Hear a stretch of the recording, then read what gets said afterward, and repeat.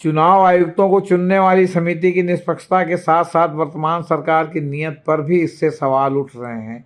संसद की सुरक्षा करने में नाकाम रही केंद्र सरकार और उसके गृह मंत्री से जब जवाब मांगने के लिए विपक्ष के सदस्यों ने कमर कसी, तब एक एक करके उन्हें सदन से निलंबित किया जाने लगा। जिस दिन चुनाव आयुक्त की नियुक्ति से संबंधित इस विधेयक पर चर्चा होनी थी, उसके पहले लगभग 100 लोकसभा सांसदों को सदन से निलंबित कर दिया गया। ये सभी सांसद विपक्ष के थे। यही नहीं, जो चुनाव आयुक्त हैं उनका स्टेटस जो है वो हाई कोर्ट सुप्रीम कोर्ट के जज के बराबर कर दिया गया है, जिनको हटाने की प्रक्रिया भी जो है जैसे सुप्रीम कोर्ट के जज को महाभियोग द्वारा या हाई कोर्ट के जज को हटाया जा सकता है, वैसे हटाया जाएगा। वरना एक बार जो नियुक्त हो गया वो 6 साल के लिए नियुक्त हो गया। और तो और इनको इम्यूनिटी भी दे दी गई है कि इनके खिलाफ कोई भी मुकदमा, इनके जो है मतलब क्या कहते हैं कारगुजारियों के खिलाफ कोई भी मुकदमा जो है वो नहीं होगा, मतलब वो दर्ज नहीं होगा। डॉक्टर भीमराव अंबेडकर ने कहा था कि चुनाव आयोग सरकार के नियंत्रण से दूर रहना चाहिए। स्वतंत्र और निष्पक्ष चुनाव किसी भी लोकतंत्र के अहम खंभे हैं। यदि निष्पक्ष चुनाव सुनिश्चित करने में कोई लोकतंत्र चूक जाता है तो चुनाव के बाद वह देश लोकतंत्र की परिभाषा से भी बाहर हो जाता है।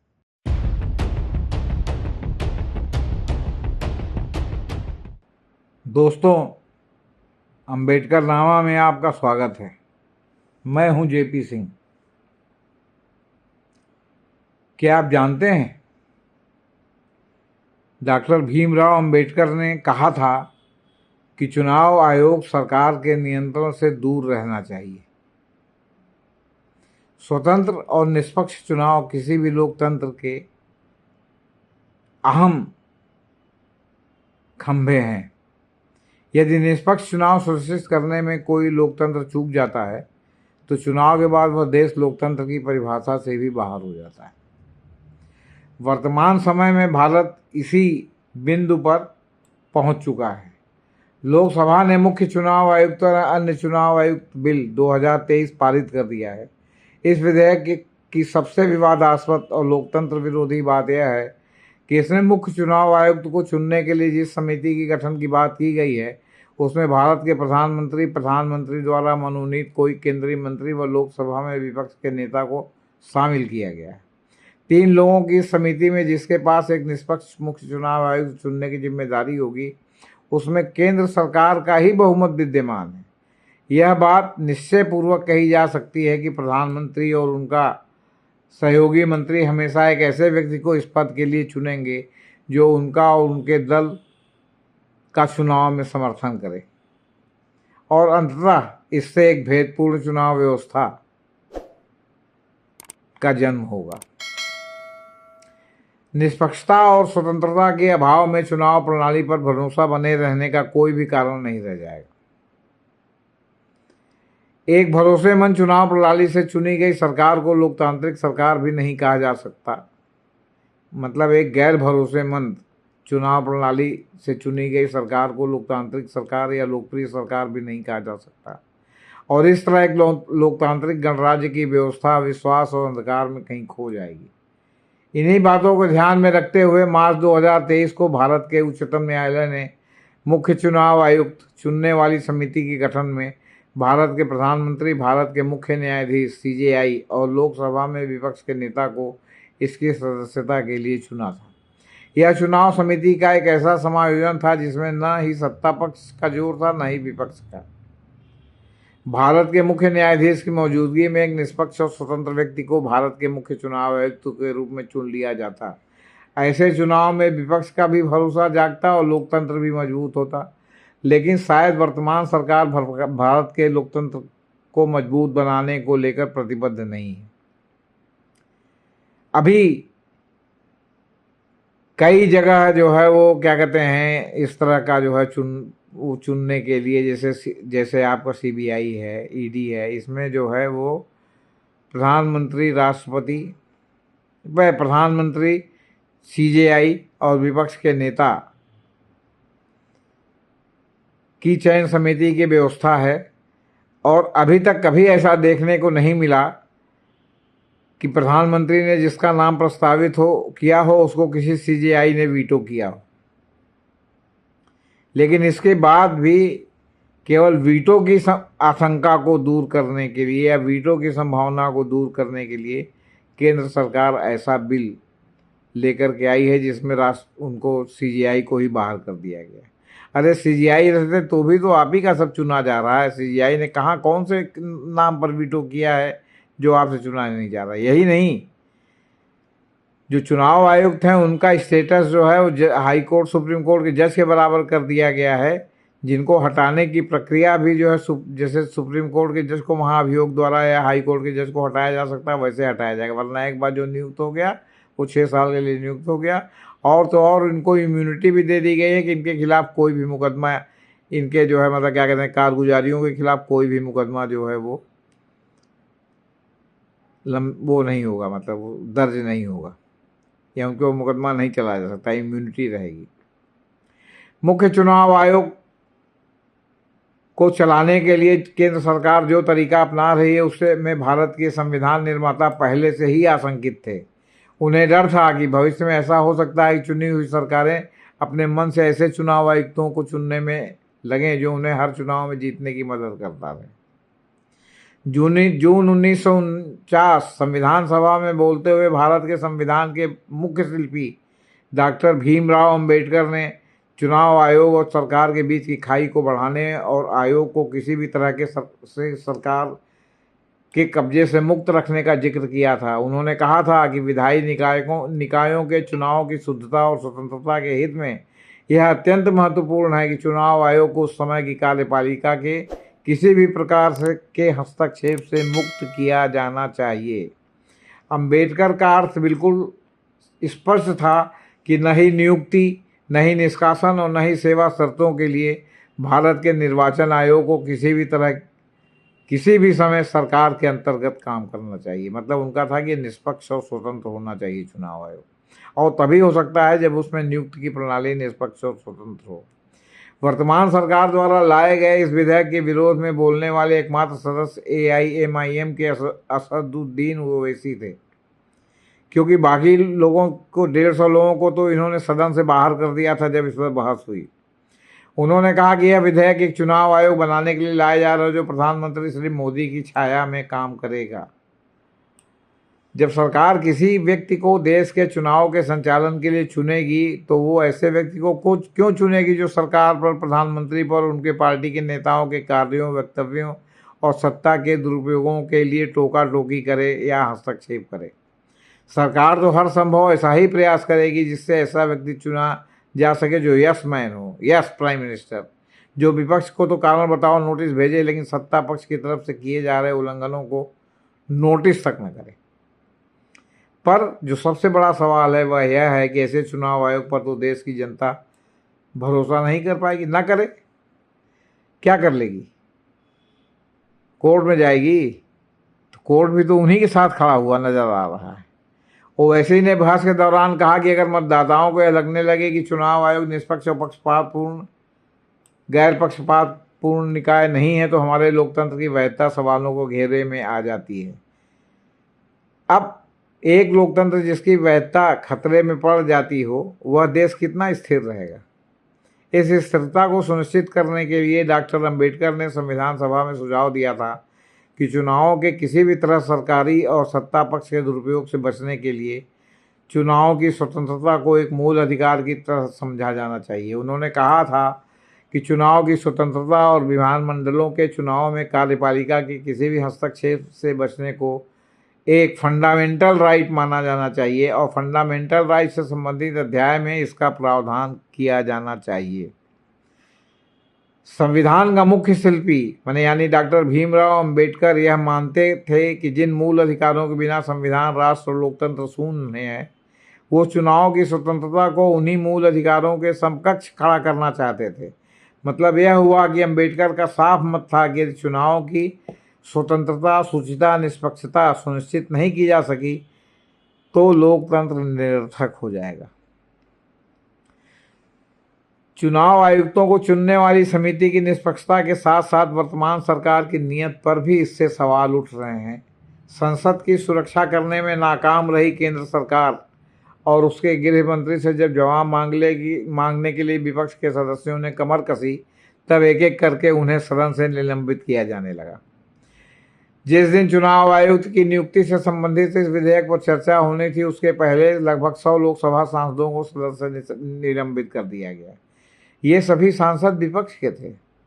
उन्हें निलंबित किया गया कि यदि वे सदन में उपस्थित होते तो इन सभी पर चर्चा करते, इसका विरोध करते और उस विरोध का राष्ट्रव्यापी प्रसारण होता, लाइव टेलीकास्ट होता है, जिससे देश भर में ये एक माहौल बनता कि ये जो है मतलब गलत विधेयक लाया जा रहा है और ये सरकार को जो है क्या कहते हैं लगातार जिताने का उपक्रम किया जा रहा है। पर नतीजा यह हुआ कि महत्वपूर्ण विधेयक पर बोलने वालों की कुल संख्या मात्र 12 थी।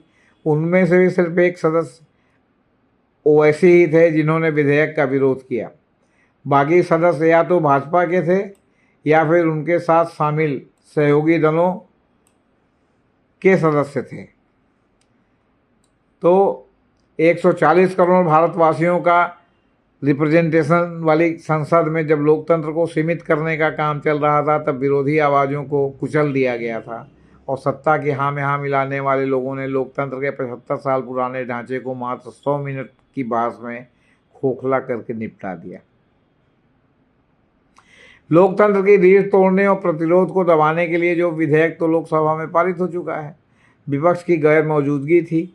अब यह विधेयक ऐसे तो असंवैधानिक होना चाहिए जो विपक्ष की गैर मौजूदगी, लेकिन जो जीता वो सिकंदर, जो पास वो पास, जो फेल वो फेल। विपक्ष की गैर मौजूदगी में पारित यह विधेयक को आप क्या कहेंगे? संसद प्रधानमंत्री, उनके मंत्रियों और सत्ता पक्ष के सांसदों का जमावड़ा भर नहीं है। संसद सत्ता और विपक्ष का साझा मंच है, जहां से नागरिक केंद्रित नीतियों की रूपरेखा रची जाती है, उन पर बहस होती है और सरकार से सवाल पूछे जाते हैं। वैसे भी दल बदल कानून ने सांसदों को बंधुआ मजदूर बना दिया है। कोई भी महत्वपूर्ण विधेयक होता है तो उसमें स्वतंत्रता पूर्वक विचार व्यक्त करने की स्वतंत्रता नहीं होती, व्हिप जारी हो जाता है। और अगर कोई स्वतंत्रतापूर्वक विचार व्यक्त करे और वो अपने दलीय अनुशासन से अलग हटे तो उसके ऊपर तलवार लटकती रहती है। और वो भी अगर सत्ता पक्ष का व्यक्ति हो तो सत्ता का ही लोकसभा स्पीकर या राज्यसभा के सभापति हैं, तो उसकी तो सदस्यता तत्काल जानी है। पहली बात तो यह है कि सरकारों से सवाल जो पूछा जाता है तो किसी मंत्री को जवाब देने के लिए बुलाने और उसके ना आने पर अपना विरोध दर्ज कराने के लिए किसी सदस्य को सदन से कैसे निलंबित किया जा सकता है? यदि निलंबित करना इतना अधिक जरूरी कर्तव्य हो गया तो विधेयक को संसद में रखने की जरूरत क्या थी? यदि रख दिया गया तो यह तोहमत तो झेलनी पड़ेगी कि सरकार ने सांसदों को इसलिए सदन से निलंबित करवाया क्योंकि उसे एक लोकतंत्र विरोधी विधेयक को बिना किसी विरोध के पारित कराना था। वरना गृह मंत्री से जवाब पाना आकाश से ताड़े तोड़ कर लाने जैसा है। उनसे तो उन्हीं के मंत्रालय की जिम्मेदारी और दायित्व वाला प्रश्न पूछा जा रहा था। ऐसे में संसद में आकर जवाब देना कोई कठिन कार्य तो नहीं था, खासकर जब वो प्राइवेट चैनलों पर जाकर बोल रहे थे। यह बात बिल्कुल शुरुआती कक्षाओं में पढ़कर भी जानी जा सकती है कि संसद बिना विपक्ष के शून्य है और शून्य से पारित विधेयक शून्य ही होगा, कानून कैसे बन सकता है? लेकिन यहाँ सब संभव है, यहाँ सावधान 22% चल रहा है। चौपट राजा टके सिर भाजी, टके सिर खाजा की कहावत चल रही है। ताज्जुब की बात तो यह है कि कानून मंत्री जी ने बड़ी मासूमियत से कहा कि मुख्य चुनाव आयुक्त नियुक्त कार्यपालिका का कार्य है, यह जानते हुए भी सुप्रीम कोर्ट ने कैसी चयन समिति का सुझाव दिया था। कानून मंत्री कहते हैं कि हम सुप्रीम कोर्ट के आदेश के आधार पर विधेयक लाए हैं। यह कहना कि सुप्रीम कोर्ट ने कुछ और कहा था और सरकार कुछ और कह रही है, गलत है। हम उच्चतम न्यायालय के निर्देशों का पालन कर रहे हैं, यह विधेयक लेकर आए हैं। कानून मंत्री ने इन जिज्ञासा को उभार देने वाले जवाबों का उत्तर तो भारत का उच्चतम न्यायालय ही दे सकता है। जब भी इस विधेयक को सुप्रीम कोर्ट में इसकी संवैधानिकता के लिए चुनौती दी जाएगी, तब सुप्रीम कोर्ट इस पर क्या फैसला देगा, ये देखने वाली बात होगी। क्योंकि सुप्रीम कोर्ट तो अभी तक राष्ट्रवादी मोड में ही चल रहा है और जो फैसले अगर संविधान सम्मत हों और दिए जाएं तो सरकार मुसीबत में फंस जाती है। इसलिए उसमें आए बाएं साएं की तरह दिया जाता है, जिसका सबसे बड़ा उदाहरण धारा 370 है, जिसमें जिस अनुच्छेद 3 के तहत वहाँ राष्ट्रपति शासन चलाया जा रहा है और उसका जो है यूनियन टेरिटरी में बंटवारा हुआ वो हो ही नहीं सकता, वो संभव ही नहीं, उसको छोड़ दिया गया है। तो सुविधाजनक ढंग से जिस चीज़ को आप छोड़ दें जो सरकार को सुविधा पैदा करे, तो सवाल है कि इस मामले में भी हो सकता है कि भाई सुप्रीम कोर्ट का रुख अनुकूल हो, पार्टी लाइन पर हो। सुप्रीम कोर्ट के पूर्व न्यायाधीश रोहिंटन नरीमन ने इस विधेयक पर चिंता जताते हुए कहा कि अगर यह विधेयक सुप्रीम कोर्ट द्वारा निरस्त नहीं किया जाता है तो यह लोकतंत्र के लिए सबसे बड़ा खतरा होगा। हालांकि अभी इसे सुप्रीम कोर्ट में चुनौती दी जाएगी, फिर वहाँ लंबी बहस चलेगी, संविधान पीठ के पास भेजा जाएगा, क्या होगा ये देखने वाली बात है। जस्टिस नरीमन को लगता है कि यह विधेयक लोकतंत्र के लिए सबसे बड़ा खतरा होगा, और अम्बेडकर को लगता था कि चुनाव की निष्पक्षता के अधिकार को सबसे अहम मूल अधिकारों के साथ रखा जाए। सुप्रीम कोर्ट की अब तक की सबसे बड़ी संवैधानिक पीठ केशवानंद भारती मामले में 1973 में घोषणा करती है कि स्वतंत्र और निष्पक्ष चुनाव भारत की संविधान का आधारिक लक्षण है, अर्थात इसे किसी भी तरीके से बदला नहीं जा सकता। लेकिन वर्तमान केंद्र सरकार को लगता है कि चुनाव आयुक्त की नियुक्ति से संबंधित इस विधेयक को विपक्ष की अनुपस्थिति में ही पारित करवा दिया जाए, ताकि इस पर कोई विरोध कहीं से भी जो है दिखाई सुनाई ना पड़े। बाहर लोग चिल्लाते रहें, वो कवरेज नहीं मिलेगी। अब संसद में तो जो बोलते तो वो जो है वो राष्ट्रीय कवरेज हो जाता, तो पूरे देश में ये बात पहुंच जाती कि बेईमानी है, ये इस विधेयक का मतलब बेईमानी है, बेईमानी को सुनिश्चित करना है, चुनाव को रीक करना है, मतलब गोलमाल करना है। यदि यह विधेयक कानून बन जाता है तो यह संपूर्ण भारतीय लोकतंत्र की अवधारणा को सौदागरी में पहुंचा देगा। लोकतंत्र की अंतिम संस्कार से बचाने के लिए सुप्रीम कोर्ट को अपनी अभिरक्षक की भूमिका को अख्तियार करना चाहिए, संविधान के कस्टोडियन की भूमिका निभानी चाहिए। लेकिन अभी तक तो सुप्रीम कोर्ट इस तरह के मामलों में असफल ही सिद्ध हुआ है, और सरकार की लाइन पर ही किसी न किसी बहाने चलने वाला हुआ है, भले उसकी चाहे जितनी आलोचना हो विधिक सर्किल में। अब इसमें क्या करेगा ये देखने वाली बात होगी। अब जब सामने आएगा तो पता चलेगा कि इसमें क्या करे। स्वतंत्रता संग्राम सेनानी और अपने लिए भारत रत्न तक को नकार देने वाले पंडित हृदयनाथ कुंजरू ने संविधान सभा में चुनाव आयोग उसकी निष्पक्षता पर कहा था कि हम वयस्क मताधिकार पर आधारित लोकतंत्र के लिए जा रहे हैं, इसलिए आवश्यक है कि चुनावी मशीनरी के निष्पक्ष कामकाज को सुनिश्चित करने के लिए हर संभव कदम उठाया जाए। उन्होंने आयोग की नियुक्ति और उसके कामकाज पर चिंता व्यक्त करते हुए कहा था कि यदि चुनावी मशीनरी दोषपूर्ण या कुशल नहीं है, या उसमें ऐसे लोगों द्वारा काम किया जाता है जिनकी ईमानदारी संदिग्ध है, तो लोकतंत्र के मूल स्रोत पर ही जो है ये आघात हो जाएगा, और पूरा मूल स्रोत ही जहरीला हो जाएगा।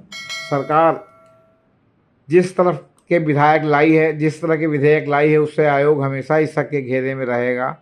उसके लिए नोटिस कानून के शासन को लेकर उसकी प्रतिबद्धता सदैव संदिग्ध रहेगी। यह एक स्वस्थ लोकतंत्र के लिए अच्छा नहीं है।